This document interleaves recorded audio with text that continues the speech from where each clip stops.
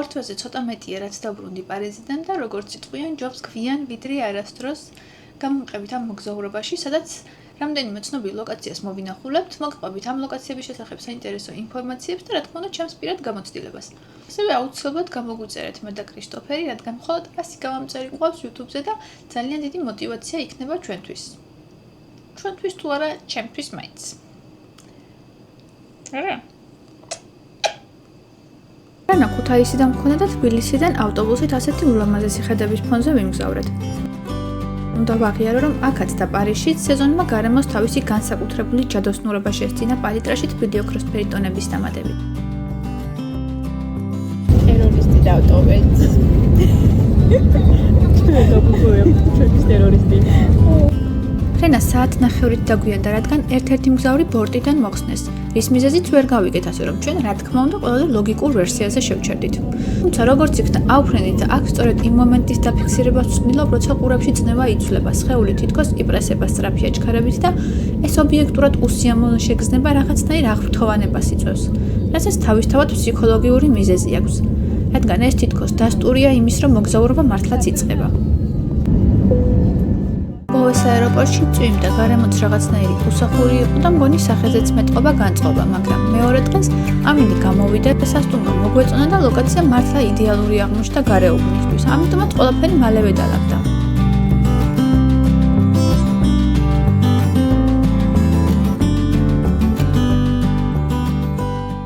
პარიზის მეტრო ერთ-ერთი ყველაზე დატვირთული ქსელია ევროპაში. ყოველდღიურად 4-5 მილიონი ადამიანი გადაადგილდება მიწისქვეშა ტრანსპორტით. მიზეზი კი ისაა, რომ ავტობუსი, მეტრო, ტრამვაი და სწრაფი გატარებლის ხაზები ეფექტურად აკავშირებს გარეუბნებს ცენტრთან. ტაქსი კი ძალიან ძვირია. ამიტომაც ძალიან სწორი გადაწყვეტილება იყო ერთკვირიანი პასის აღება, რომელიც 36 ევრო ღირს და შედის ნებისმიერი საზოგადოებრივი ტრანსპორტით ულიმიტოდ გადაადგილება ქალაქში. მაშინ როცა ერთი გატარება მინიმუმ 2.5 ევრო ღირს და ერთ ლოკაციამდე მისასვლელად შეიძლება 2-3 გადაჯდომაც დაგჭირდეთ. შანზელიზეს გამზირი პარიზის ყველაზე ცნობილი პროსპექტი და უძრავი ქონების ფასების მიხედვით მსოფლიოში ერთ-ერთი ყველაზე ძვირი ადგილია. სწორედ ამიტომ აქ თითქმის არავინ ცხოვრობს. შენობების ზედა სართულები ძირითადად ოფისებს უჭირავს. ქვედა სართულებზე კი განთავსებულია ძვირადღირებული მაღაზიები, ბუტიკები, კინოთეატრები, კაფეები თუ რესტორნები. გამზირი ასევე ცნობილია როგორც ელისეს მინდვრები. მისი სახელწოდება კი მომდინარეობს ბერძნული მითოლოგიიდან.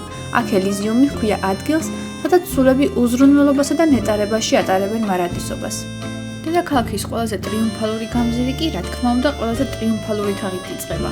ნაპოლეონ ბონაპარტემ აუსტერლიცის გამარჯვების აღსანიშნავად გასცა მისი აგების ბრძანება რევოლუციისა და სამხედრო წარმატების სიმბოლოდ. ტრიუმფალური თაღი პარიზის ძალასა და ელეგანტურობას ერთ მონუმენტში აერთიანებს და მრავალი ბარელიეფითა და ქანდაკებების ჯგუფით ულამაზეს არქიტექტურულ ნიმუშს ქმნის. გზად სტარბაქსში შევიარეთ საწვავის შესავსებად და მანამ გოგოებს ველოდებოდი ნამდვილი ვლოგერობა მოვინდომე. აქ ჩემი თავისთვის ვიდეოს გადაღების ჩემს წარმოუდგენელ ნიჭს ეზიარებით. და აქვე დაგასპოილერებთ, რომ ეს ნიჭი არაერთხელ გამოვავლინე ამ მოგზაურობაში. Yay! ეიფელის კოშკი მთლიანად ფოლადის კონსტრუქციებისგან შედგება, რის გამოც მას რკინის ქალბატონსაც უწოდებენ. მისი ავტორია გუსტავ ეიფელი და თავის დროზე ინდუსტრიალიზაციის ნიმუში და ქალაქის შორაც ყოფად შერაცხული ნაგებობა დღეს ქალაქის ალბათ მთავარი სავიზიტო ბარათია. უნდა ვაღიარო, ეიფელის კოშკი შორიდან ყოველთვის ცოტა გადაფასებლად მეჩვენებოდა და ვერც იმას ვიგებდი, რატომ გიждდებოდნენ პარიზზე, მაგრამ ადგილზე თურმე ყველაფერი სხვანაირად მუშაობს. ჩემმა სკეპტიკურობამ პარიზის სილამაზეს დიდხანს ვერ გაუძლო და ისე გაქრა, ვერც კი გავიგე. დავილოდეთ სიმციმს, რომელიც თითქოს ქალაქს კიდევ ერთხელ აღვიძებს და ამ ყველაფრის ფონზე ქუჩის მუსიკოსების პატარა შოუებსაც დავესწარით. ბოლოს კი დავბრუნდით ჩვენ სასტუმროში, რადგან მეორე დღეს ვერსალის დატვირთული დღე გველოდებოდა.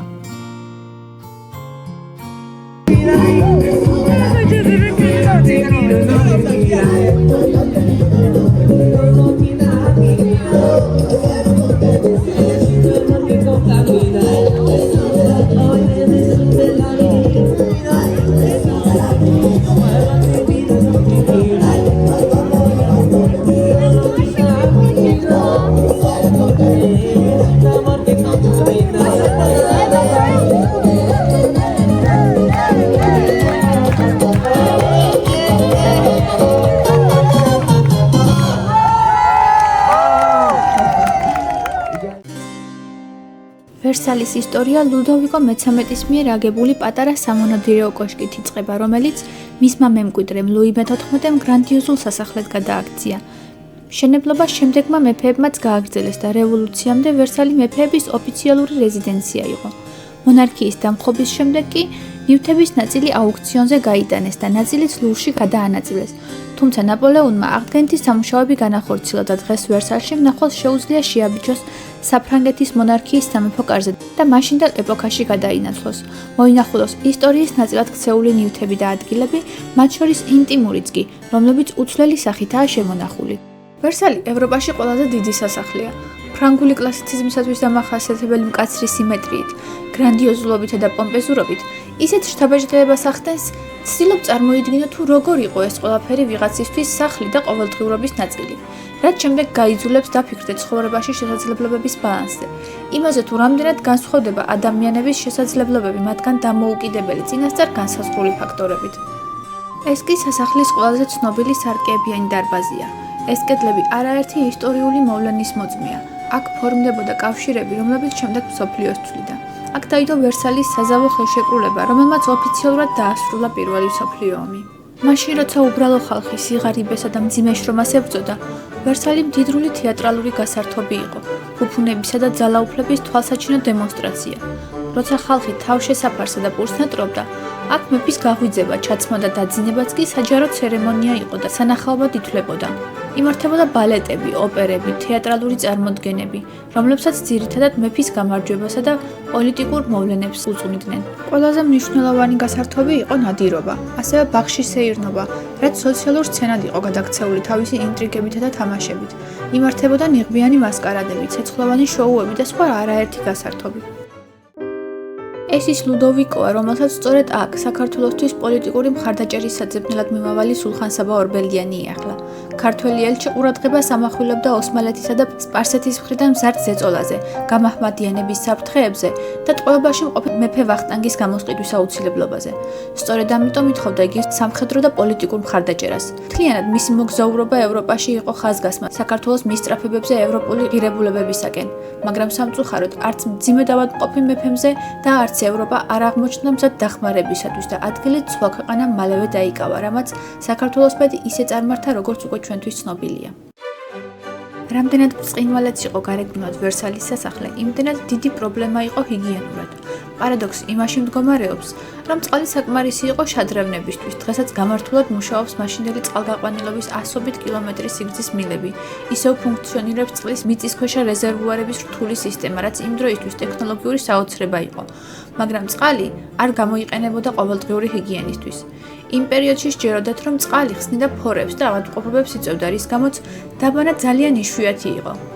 სისუფთავე ძირითადად ნიშნავდა სუნამოს, უდრს და სუფთა ტანსაცმელს, თუმცა არა წყლის დაბანას.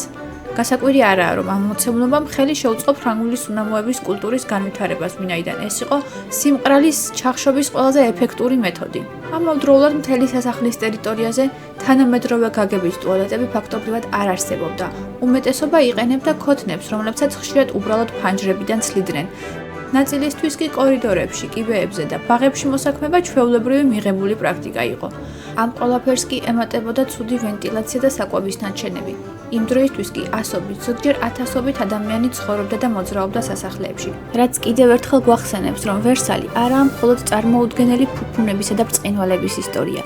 ესაა დროის სარკე, სადაც ეპოქის ყველა წინააღმდეგობა იკვეთება. დროცვლის ფორმებს, იმპერიები ქრება, სახელმწიფოები იცვლება, იცვლება ძალაუფლების სცენა, იცვლება ტექნოლოგია, ცეცხლის გამოგონებიდან ხელოვნურ ინტელექტამდე, იცვლება ინფორმაციის ხელმისაწვდომობა და ცოდნის სიღრმე.